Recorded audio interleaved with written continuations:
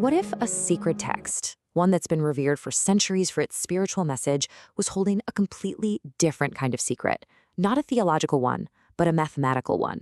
Today, we're not looking at history, we're not looking at interpretation, we're actually treating a holy book as pure data just to see if we can find a hidden code woven into its very structure.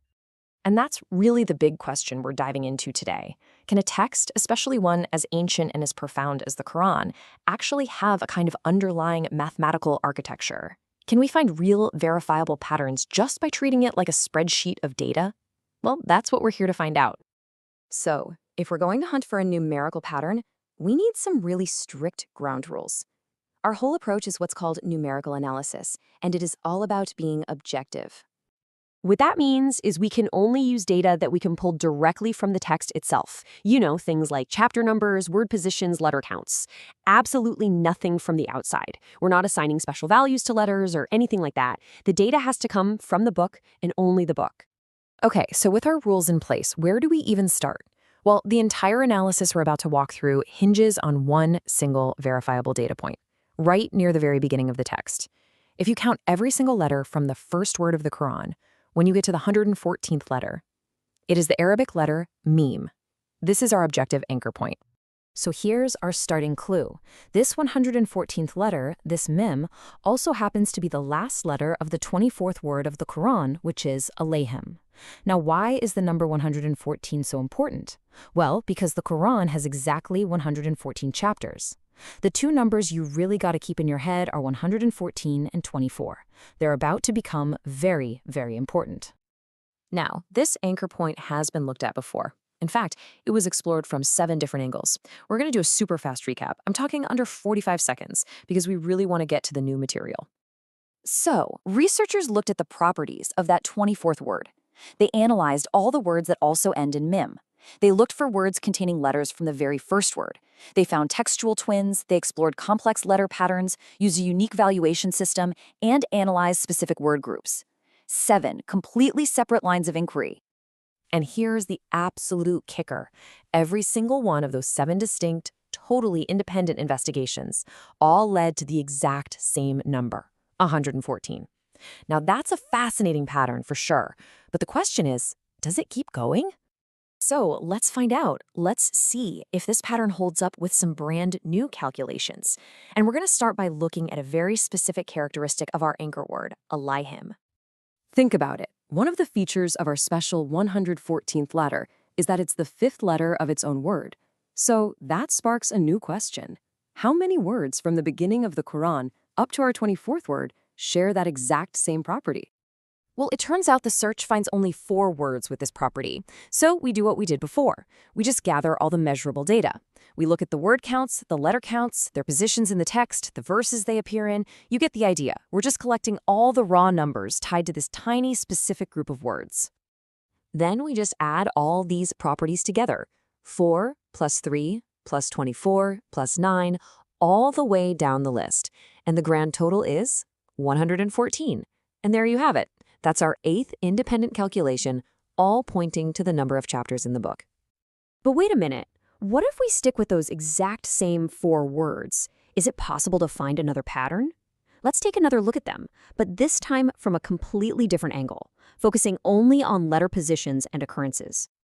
Okay, so for our 9th calculation, we take those 4 words and we sum the positions of their first letters within their verses, which gives us 34. Then we do the same thing for their last letters, which adds up to 54. And finally, we sum the occurrence numbers of the letter mim inside these words. The first mim is 1, the second is 2, and so on, which gets us 26. And when we add those 3 new values together, 34 plus 54 plus 26, the result is, once again, 114. So that's 2 totally different methods, analyzing the exact same set of words, and both of them lead right to the same number. This is where it starts getting really interesting. This leads us to the final layers of this investigation. Let's kind of zoom out a little bit from those specific words and look at the broader distribution of the letter mim in this opening section of the text.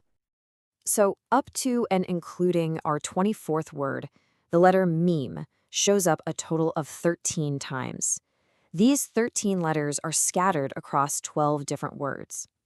At first glance, that doesn't really seem like much of a pattern. But what happens when we start to analyze their distribution? This next calculation is pretty clever. First, we take the sum of the occurrence numbers of those m's. That's just 1 plus 2 plus 3, all the way up to 13, which equals 91. Then, we simply sum the verse numbers where these 13 letters appear, and that total comes to 23. So what happens when we add those two sums together? 91 plus 23? It's 11.4. That makes 10. 10 distinct calculations, all leading to the exact same number. For our 11th and final calculation, let's shift our focus one last time. Instead of looking at those 13 mem letters themselves, let's analyze the properties of the 12 words that actually contain them. So, we take this group of 12 words. We measure their properties, just like before: total words, total letters, distinct letters, and, of course, the 13 mem letters that got us here in the first place.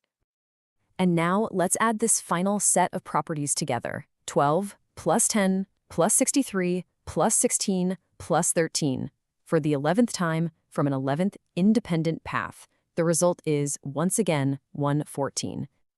Okay, let's just take a step back. We've just run 11 distinct calculations. We've looked at the text based on position, on letter frequency, on word groups, on specific characteristics, and every single time, the final sum is 114. So, what are we supposed to make of all this? This really leaves us facing two main interpretations. On one hand, this could be evidence of a genuine numerical harmony, a mathematical architecture that was intentionally woven into the very fabric of the text. On the other hand, it could just be a statistical anomaly of epic proportions, an incredibly elaborate, truly mind-bending coincidence. The source material for this analysis really emphasizes one key point. The goal here isn't to force a conclusion on you. It's to show that the phenomenon itself, this pattern that just keeps showing up in the data, is real. It's measurable, it's testable, the data is what it is. And that leaves us with the final question, doesn't it? At what point does a coincidence become so persistent, so layered, and so consistent across 11 different tests that it starts to look like something else entirely? That ultimately is for you to decide.